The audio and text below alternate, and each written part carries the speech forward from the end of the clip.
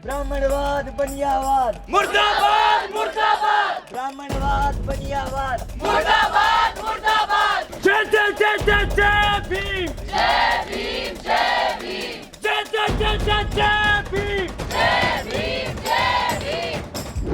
बहुत लोग ये कहते हैं कि यार कास्टिज्म अब न्यू इंडिया में नहीं होता। जो हमारी यंग जनरेशन है या नई जनरेशन आ गई है वो कास्ट में यकीन नहीं रखती है। ऊंची जाति अपर कास्ट लोगों का ढोंग है। मॉडर्निज्म के नाम पे वो अपने आप को कास्टलेस डिक्लेयर कर देते हैं। अपना अधिकार मांगते नहीं किसी से भीख मांगते, हम अपना अधिकार मांगते नहीं किसी से भीख मांगते, हम अपना अधिकार मांगते नहीं किसी से भीख मांगते। ये क्यों मानेंगे आपकी बात? वही हम इसीलिए मांग रहे हैं यहाँ पे क्योंकि इस यूनिवर्सिटी में जो आप जितने प्रोफेसर उठा के देख लीजिए, आंख मीच के आप देख लीजिए, सभी ब्राह्मण बनिया मैक्सिमम क्षत्रिय कम्युनिटी से आते हैं। इस जगह में बुला तो लिया है स्टूडेंट्स को, फिर तुम उन्हें पढ़ने नहीं देते हो, तुम्हें उन खाना नहीं खाने देते हो और अपना हक मांगने के लिए उन्हें ऐसे दिन रात बाहर बैठना पड़ता है। अशोका एडमिन मुर्दाबाद मुर्दाबाद मुर्दाबाद अशोका एडमिन मुर्दाबाद मुर्दाबाद मुर्दाबाद। पहली बार जब हमने उनसे कास्ट सेंसस की बात की थी, उनका जवाब ये था कि ये जो तुम बात कर रही हो तो डिवाइसिव बात है, तुम सोसाइटी को बांटने की बात कर रहे हो। जो सोसाइटी ऑलरेडी इतनी बटी हुई है जाति के बेसिस पे, उसे हम बांट कहाँ रहे हैं? हम तो रिप्रेजेंटेशन की बात कर रहे हैं। जय सावित्री जय फातिमा जय सावित्री जय फातिमा। इनको लगता है इन्होंने इतना बड़ा लाल किला बना लिया है लाल ईंटों से, तो उसके अंदर जातिवाद नहीं जा सकता, लेकिन ये बहुत बड़ा ढोंग है। कोई मजदूर उसे रोज साफ करता है, इसमें एक जात के लोग पढ़ाने आते हैं और एक जात के लोग पढ़ने आते हैं, तो कैसे इधर जातिवाद नहीं है? जय भीम, स्वागत है आपका हमारी इस खास ग्राउंड रिपोर्टिंग सीरीज़ में। और इस वक्त मैं जहां खड़ा हूं वहां पर बहुत सारे छात्र सड़क पर बैठे हुए हैं।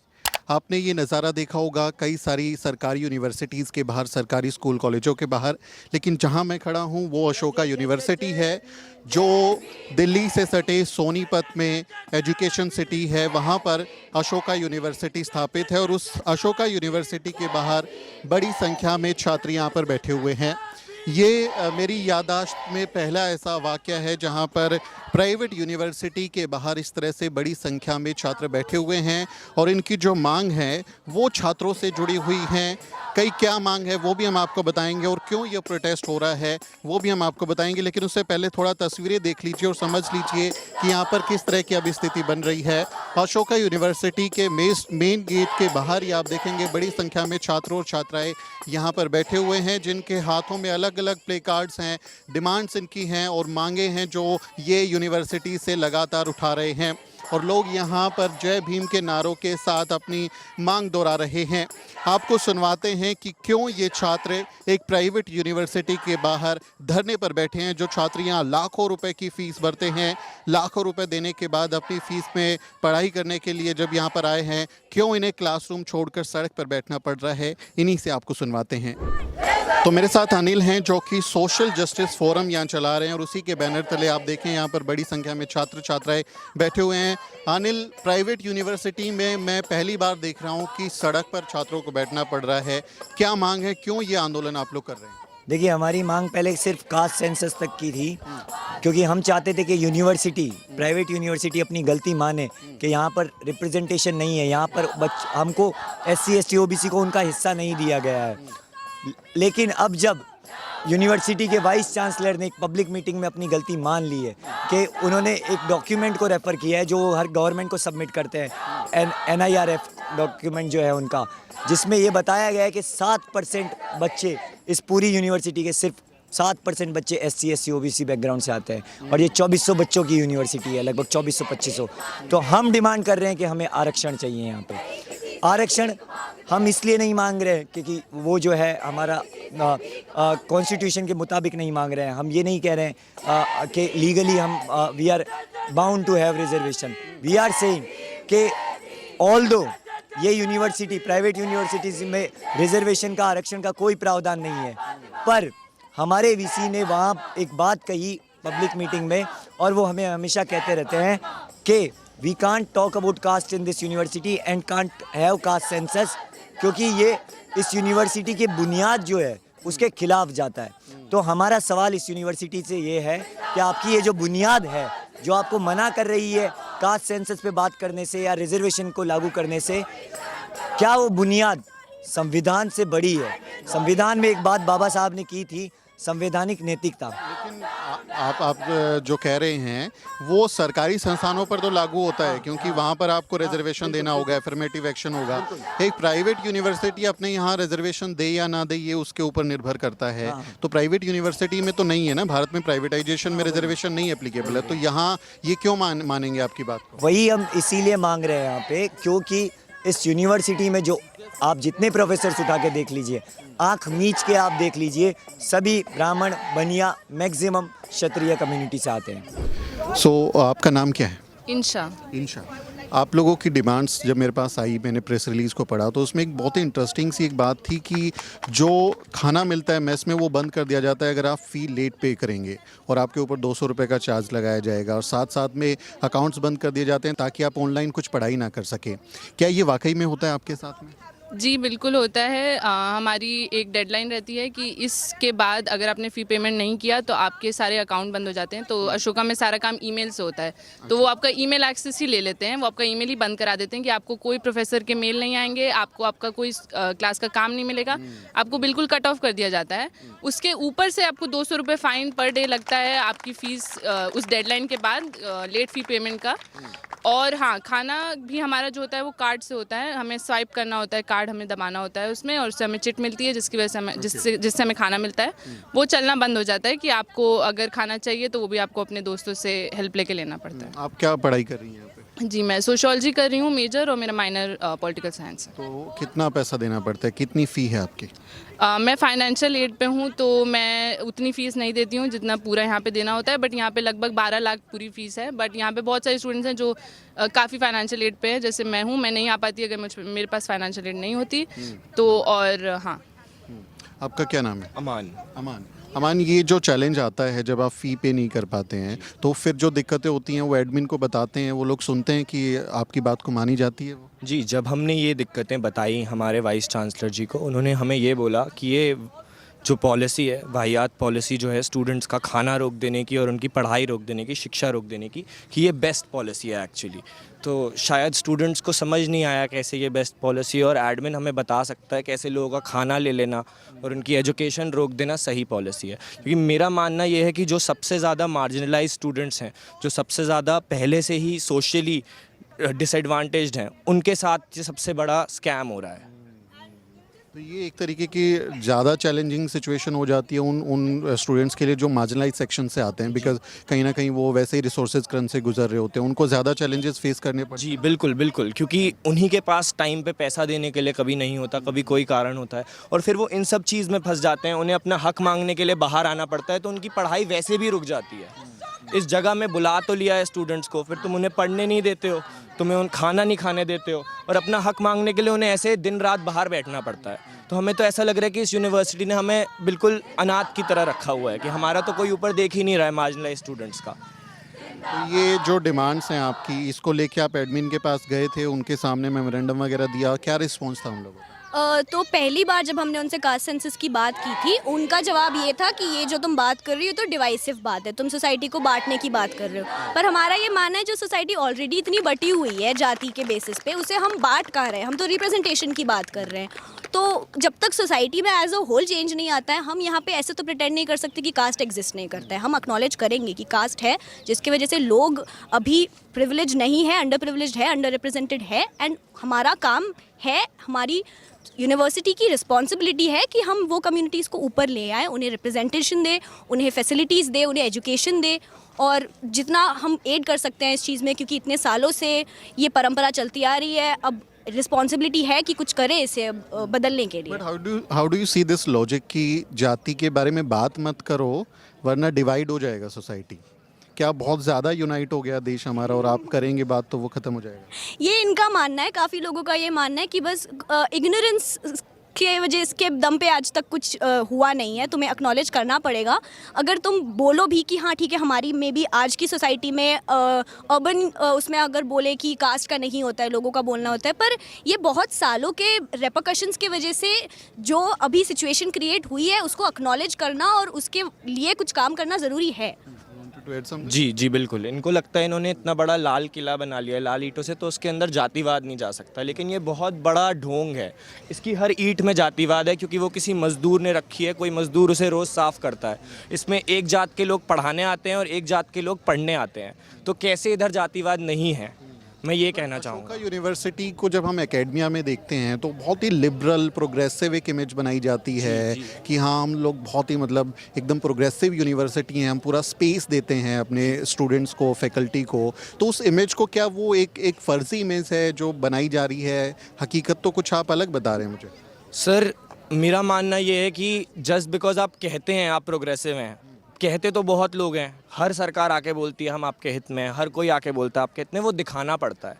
तो जो वो कह रहे हैं और जो वो कर रहे हैं उसके बीच का जो अंतर है, हम वही, इसलिए हमें बाहर बैठना पड़ रहा है। आप कह रहे हैं जगह बनाइए, इतनी अच्छी जगह बनाइए, फिर हमें बाहर क्यों बैठना पड़ रहा है? स्टूडेंट्स को इधर क्यों धूप में बैठना पड़ रहा है, दिन रात बैठना पड़ रहा है? तो कुछ तो ऐसी जगह है जहाँ पे इन्होंने जगह बना के भी वो कुछ लोगों के लिए ही बनाई है जगह। कास्ट को वैसे तो ये बहुत ही मतलब हज़ारों साल पुराना आइडिया है, बट बहुत लोग ये कहते हैं कि यार कास्टिज़म अब न्यू इंडिया में नहीं होता। जो हमारी यंग जनरेशन है या नई जनरेशन आ गई है वो कास्ट में यकीन नहीं रखती है। Do you agree with this idea? जी बिल्कुल नहीं, ये ऊंची जाति अपर कास्ट लोगों का ढोंग है। मॉडर्निज्म के नाम पे वो अपने आप को कास्टलेस डिक्लेयर कर देते हैं कि कास्ट नीची जाति SC ST OBC लोगों के लिए है और हम लोग कास्टलेस हैं, हम लोग पोस्ट कास्ट हैं, हम लोग मॉडर्न हैं। और ये सब ढोंग है क्योंकि उनकी सारी यूनिवर्सिटीज़, उनके सारे रिसोर्सेज, सब कुछ कास्टिज़म के बलबूते पे उन्होंने अपना इतना खड़ा करा है, जनरेशनल वेल्थ, जिसके बलबूते पे वो ऐसी यूनिवर्सिटीज़ में आते हैं जहाँ वो 12-12 लाख साल का दे के फीस और पढ़ते हैं और दूसरों को नहीं आने देते और फिर अपने आप को पोस्ट कास्ट बोलते हैं। अगर इतने पोस्ट कास्ट हैं तो फिर रिजर्वेशन दीजिए। अगर आपको डर नहीं लगता कास्टिज्म से, क्या बोलते हैं, आपको डर नहीं लगता रिजर्वेशन से, तो आप दीजिए। आप अपने आप को पोस्ट कास्ट बोलते हैं तो फिर आप रिप्रेजेंटेशन दीजिए। इट्स अ प्राइवेट यूनिवर्सिटी ना, वो लोग बोलेंगे कि हम लोगों ने इतना पैसा लगाया, इन्वेस्ट किया, वी आर इनटू बिजनेस, हम लोग तो एजुकेशन के बिजनेस में हैं, आप रिजर्वेशन क्यों मांग रहे हैं? इट्स अ प्राइवेट यूनिवर्सिटी ना। जी प्राइवेट यूनिवर्सिटी है लेकिन इंडिया के बाहर तो नहीं है ना, इंडिया के अंदर ही है। और जो प्राइवेट यूनिवर्सिटी जो बनी है वो कास्टिज्म के बलबूते पे बनी है। तो प्राइवेट, अगर कोई भी प्राइवेट एंटरप्राइज है तो वो देश के बाहर तो नहीं है, वो देश के अंदर ही है। और देश का जो बेडरॉक है, जैसे अभी अनिल बोल रहे थे, वो तो कास्टिज्म के बलबूते पे ही बना है। तो ये आई डोंट बिलीव कि ये अशोका को कोई दूसरे ढंग से देखा जा सकता है जैसे पब्लिक यूनिवर्सिटीज़ को देखा जाता है। मैं एक और इंटरेस्टिंग सवाल आप लोगों से लूँगा, क्योंकि आप सब यंग स्कॉलर्स हैं, पढ़ाई कर रहे हैं। अभी जो शिक्षा का बाजारीकरण हो रहा है कि सब एजुकेशन जो सिस्टम को प्राइवेटाइज़ किया जा रहा है, स्कूल कॉलेज भी ज़्यादातर अब प्राइवेटाइज़ हो रहे हैं। आप प्राइवेट यूनिवर्सिटी में पढ़ रहे हैं, इतनी लाखों की फ़ीस आप लोग पे कर रहे हैं, तो आप एजुकेशन सिस्टम को कैसे देख रहे हैं कि जो एजुकेशन सिस्टम जिसको मार्जिनलाइज सेक्शंस के लिए एक्सेसिबल होना चाहिए था, वो इतने बड़े बड़े कैंपसेस बनने के बाद में कहीं ना कहीं वो छूट जाएगा? जी बिल्कुल, मेरा मानना ये है कि जो ये प्राइवेटाइजेशन हो रहा है वो एक रिस्पॉन्स है रिजर्वेशन को। ये प्राइवेटाइजेशन का फिनोमिना जो है वो इसी वजह से है ताकि ये फिर से सावरना ओनली स्पेसेस बना सके, सावरना मेजॉरिटी स्पेसेस बना सके, जैसे कि गुरुकुल में होता था। ये वही सिस्टम रेप्लिकेट कर रहे हैं यहाँ पे, बस नए नाम के साथ। अब वो प्राइवेट यूनिवर्सिटी बन गई है गुरुकुल से, तो वही सिस्टम चला आ रहा है और ये ट्रेडिशन है एक्चुअली जो तोड़ने की ज़रूरत है। और अब तो न्यू एजुकेशन पॉलिसी आ गई है, तो वो कहते हैं कि अब ज़्यादातर यूनिवर्सिटी इसी मॉडल पे चलें कि अपने आप पैसा जुटाएं। तो ये जो मार्जिनलाइज सेक्शन है उसको आने वाले समय में और ज़्यादा चैलेंजिंग सिचुएशन हो जाएगी कि वो पढ़ाई लिखाई से दूर हो जाएंगे, जो वंचित तबके के लोग हैं वो पढ़ लिख नहीं पाएंगे। जी NAP पॉलिसी के तहत तो है, पर हमारा तो ये मानना है कि even though Ashoka private university है, अशोका की जैसे इंशा ने कहा कि है तो इंडिया में ही, और हमारे कॉन्स्टिट्यूशन के हिसाब से उनकी उतनी ही रिस्पॉन्सिबिलिटी बनती है। हम लोगों ने आज इस बारे में बात की, इसे कॉन्स्टिट्यूशनल मॉरालिटी कहते हैं। तो as an institution, as a social liberal arts and studies institution, उतनी रिस्पॉन्सिबिलिटी तो उनकी बनती है कि इवन दो ये सब पॉलिसीज़ लागू हो रहे हैं, ये सब चीज़ों का ध्यान रखना उन पे फ़र्ज़ है, तो उसका ध्यान रखना ज़रूरी है उनके लिए। आपके कैंपस में मैं देख रहा हूँ रोहित वेमुला की तस्वीरें हैं, ज्योतिबा फूले हैं, बाबा साहेब डॉक्टर अम्बेडकर हैं। ये ऐसी तस्वीरें कभी पहले देखी थी या ये अभी इस आंदोलन में इस तरह से एक कहीं कि हमें एक इंक्लूसिवनेस दिख रहा है? तो आज तक ये फ़ोटोज़ सिर्फ टेक्स्ट बुक तक सीमित थी, ये सड़कों तक नहीं आ पाई, क्योंकि यहाँ के काफ़ी फैकल्टी जो हैं वो पढ़ाते ज़रूर हैं इन चीज़ों के बारे में, लेकिन वो अपने क्लासरूम तक ही रखते हैं, या उसे क्लासरूम बोलें या कास्ट रूम बोलें, आप दोनों चीज़ बोल सकते हैं। तो वो वहीं तक सीमित रहती है, वो पन्नों में ही रह जाती है, वो थ्योरी से थ्योरी रह जाती है, वो प्रैक्टिस में आती नहीं है। तो यहाँ पे जब हम प्रैक्टिस कर रहे हैं तो बहुत ही कम फैकल्टी है जो हमारे सपोर्ट में आए हैं। कुछ ने तो दस्तखत कर दिए हैं, चलो दस्तखत कर दिया, आप हमारे साथ आके बैठिए, हमारे साथ हमारी मांग रखिए, लेकिन ऐसे बहुत ही कम प्रोफेसर हैं। मैं बस एक आखिरी सवाल ले रहा हूँ, थोड़ा फ़ीस स्ट्रक्चर मुझे बता पाएंगे कुछ कोर्सेज़ का, कि अशोका जैसी यूनिवर्सिटीज़ में क्या फ़ीस स्ट्रक्चर है, ताकि मेरे ऑडियंसेस को समझ में आए कि प्राइवेटाइजेशन क्यों उनके लिए नुकसानदायक है। तो 10 लाख हमारी ट्यूशन फीस जाती है। For which course? ये अंडर ग्रेजुएट कोर्सेज के लिए, यूजी कोर्सेज जितने हैं उसमें 10 लाख फीस जाती है। 10,000 गई थी डीयू में। तो हमारी 4 साल की डिग्री है, तो वो आप 40 वो जोड़ लीजिए, ठीक है। तो उसमें भी 2 लाख और हैं हाउसिंग और ट्यूशन का, खाने का, सॉरी, हाउसिंग एंड फूड का जोड़ के, तो 12 लाख पर साल की हो गई। अगर देखा जाए तो इंडिया की जो वो है पावर्टी लाइन है, वो अभी सेट है 16,000 रुपये साल की। जो 16,000 रुपये साल कमाने वाला इंसान है वो तो कभी सोच भी नहीं सकता फिर ऐसी जगह आने का, उनके पास रिसोर्सेज ही नहीं होंगी, उनको बताया ही नहीं जाता, उनके लिए आउटरीच ही नहीं है। ये कहते हैं फाइनेंशियल एड प्रोग्राम है, अच्छा ठीक है देखते हैं फाइनेंशियल एड को देखते हैं। एक ज़माने में जब हमने ज्वाइन करा था तब 50% था, अभी अगर आप देखेंगे तो 45% ऑफ स्टूडेंट्स हैं सिर्फ फाइनेंशियल एड पे। तो वो भी नंबर घट रहा है। जो ये बैकअप आर्ग्यूमेंट दे रहे हैं कि इकोनॉमिक डिसएडवांटेज हम कम कर रहे हैं फाइनेंशियल एड के थ्रू, वो भी आप धीरे धीरे हटा रहे हो। उसमें भी एक चीज़ है कि सिर्फ 10% लोग हैं जिनको 100% फाइनेंशियल एड मिलती है, बाकी सबको थोड़ी थोड़ी मिलती है, 65, 85 ऐसे मिलती है।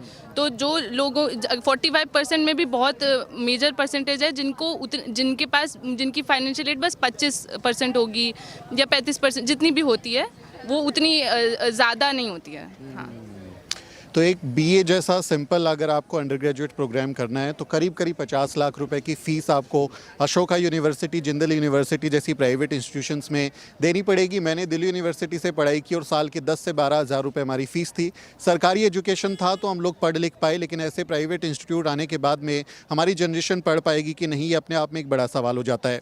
और जैसे राष्ट्रपिता ज्योतिबा फुले कहते हैं, विद्या बिना मति गई, मति बिना गति गई, गति बिना वित्त गया और वित्त बिना शूद्र भय। इतने सारे अनर्थ ही का विद्या ने किए। तो जो विद्या, नॉलेज है, ज्ञान है, उसके बिना कितना अनर्थ हमारे देश में हुआ है, उसका एग्जाम्पल आप नज़र उठाकर देखेंगे तो आसपास आपको नज़र आ ही जाएगा। ऐसी यूनिवर्सिटीज़ में ज़रूरी है कि वो ज़्यादा इंक्लूसिव हो, डाइवर्सिटी लागू हो और छात्र जो अपनी क्लासरूम की जगह सड़क पर बैठे हैं उनकी मांग को माना जाए और उन्हें पढ़ाई लिखाई से फिर से जोड़ा जाए। इस बातचीत पर आपकी क्या राय है, कमेंट सेक्शन में ज़रूर लिखें। आपसे अपील है कि हमारे चैनल को सब्सक्राइब करें, इस वीडियो को अन्य लोगों के साथ शेयर करना ना भूलें। मेरा नाम सुमित चौहान है और इस वीडियो स्टोरी में मेरी मदद करिए मेरे सहयोगी अजरा परवीन। अगले वीडियो में मुलाकात होगी दोस्तों। साथियों, अगर आपको द न्यूज़ वीक का काम पसंद है और आप चाहते हैं कि हम यूं ही अम्बेडकरवादी पत्रकारिता करते रहें तो हमारी आर्थिक मदद जरूर करें। आप अपनी स्क्रीन पर दिखाई दे रहे इस QR कोड को स्कैन करें और न्यूज़ वीक फाउंडेशन के खाते में अपनी दान की राशि भेजें। QR कोड के अलावा आप UPI के जरिए भी मदद कर सकते हैं। आप हमारी UPI ID newsweek@yes bank पर भी मदद भेज सकते हैं। इसके अलावा आप हमारे अकाउंट में भी मदद भेज सकते हैं। खाते का नाम है News Week Foundation, account number है 02358800000640। IFSC कोड है YesB000235।